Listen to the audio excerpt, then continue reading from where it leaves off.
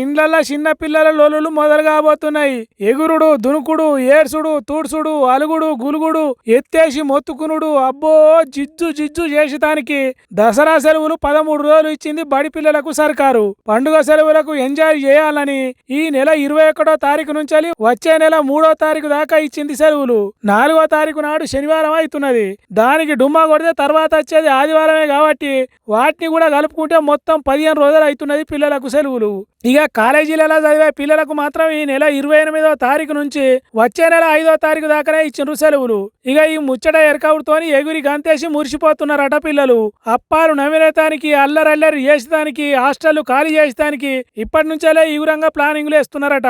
బతుకమ్మ పూల వేటలు, నిండిన చెరువులలో ఈతలు, కోతి కొమ్మచ్చి ఆటలు, సత్తుపిండి శనగ ముద్దల రుసులు అబ్బో షాన్నే ఉంటాయి కాబట్టి పుస్తకాలు అటుకు మీద వేసి పండుగ ఆటలు ఆడటానికి తయారవుతున్నారట. ఇక ఇన్ని రోజులు బడికి పోయి హాస్టళ్లలో ఉన్న పిల్లలు ఇంటికి వస్తున్నారు కాబట్టి అయ్యే వరకు జరంత తలకాయ నొప్పే ఉండే తట్టుకొడుతున్నది.